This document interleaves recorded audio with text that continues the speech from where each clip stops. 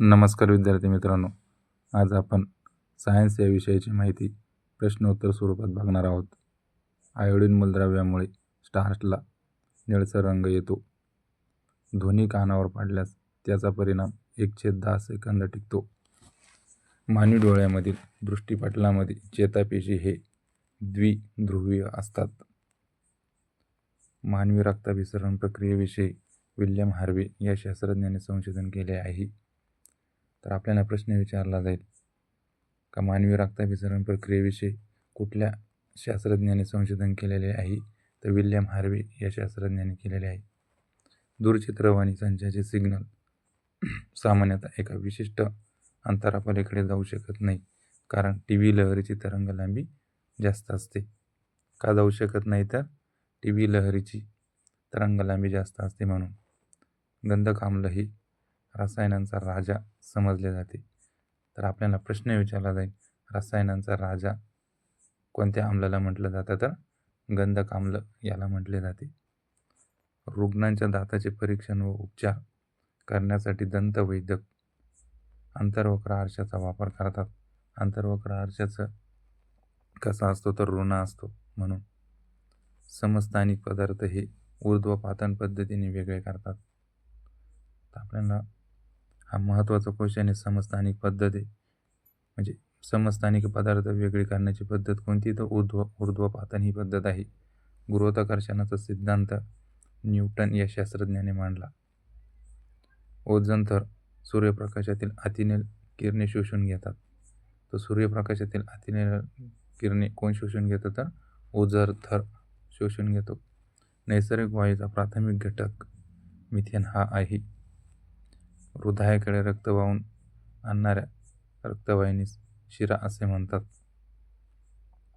लाकडी भुशापासून ऑक्झॅलिक आम्ल हे पदार्थ तयार करतात. त्यानंतर आपण पुढील माहिती बघणार आहोत.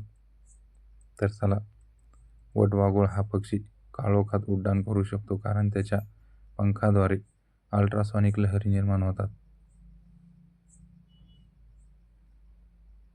वटवाघूळ हा पक्षी काळोखात उड्डाण का करू शकतो? कारण त्याच्या पंखाद्वारे अल्ट्रासॉनिक लहरी निर्माण होतात म्हणून. पहिली हृदयरोपणाची शस्त्रक्रिया ख्रिश्चन बर्नार्ड या शास्त्रज्ञाने केली. कोणी केली पहिली हृदयरोपणाची शस्त्रक्रिया? ख्रिश्चन बर्नार्ड यांनी केलेली. कॅल्शियम धातू हा मानवी शरीरात जास्त प्रमाणात आढळतो. प्लॅस्टर ऑफ पॅरिस हे जिप्समपासून मिळवतात. प्लॅस्टर ऑफ पॅरिस कशापासून मिळवतात आपल्याला विचारलं जाईल. तर जिप्सम या पदार्थापासून मिळवला जातो. इडिस इजिप्ती या डासामुळे चिकनगुन्या हा रोग पसरतो. तर चिकनगुन्या रोग कोणत्या डासामुळे पसरतो? इडिस इजिप्ती. हवेतील आर्द्रता वाढल्यास ध्वनी लहरीचा वेग कोरड्या हवेतील वेगापेक्षा वाढत असतो. आधुनिक रसायनशास्त्राचा जनक म्हणून ॲटॅनो लॅव्हॅझियर यांना समजले जाते. त्यानंतर आपण पुढील माहिती बघणार आहोत.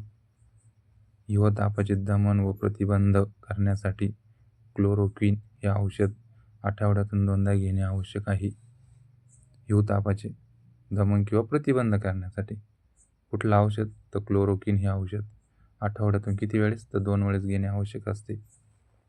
ड जीवनसत्व या जीवनसत्वाचे संश्लेषण आपल्या शरीरात त्वचेखाली होऊ शकते, म्हणून आपण काय करतो? तर कोवळ्या उन्हाला उभा राहतो. हिपॅटायटिस ही रोगग्रस्त स्थिती कुठल्या अवयवाची? तर यकृत या अवयवाची आहे. सर्व इंधनात हायड्रोजन या कॅलरी मूल्य सर्वात अधिक असते. सर्व इंधनात कुठलं कॅलरी मूल्य सर्वात अधिक असते? तर हायड्रोजनचं सर्वाधिक असते. ध्वनीच्या प्रसारणात अणुतरंगांची गरज असते. धारणात साठवलेल्या पाण्याला स्थितीत ऊर्जा असते. त्यानंतर आपण पुढील माहिती बघणार आहोत. तर चला, शक्ती याचे SI एकक काय? तर व्हॅट हे आहे. शक्तीचे SI एकक काय? तर व्हॅट. सिस्मोग्राफ हे भूकंपाच्या धक्क्याचे मापन करणारे उपग्रह आहे. तर भूकंपाचे मापन करणारे उपकरण कोणते? तर सिस्मोग्राफ हे आहे, लक्षात घ्या. महत्त्वाचं आहे. AB रक्तगट असलेल्या व्यक्तीला सर्वग्राही असे म्हणतात. म्हणजे AB रक्तगट असणाऱ्या व्यक्तीला सर्वग्राही म्हणजे त्यांना सर्वांचं रक्त चालतं. पेशीमधील मायटोकॉन्ड्रिया या भागास पॉवर हाऊस असे म्हटले जाते. पेशीमधील कुठल्या भागास पॉवर हाऊस म्हटले जाते तर मायटोकॉन्ड्रिया या भागास म्हटलं जातं. लक्षात घ्या.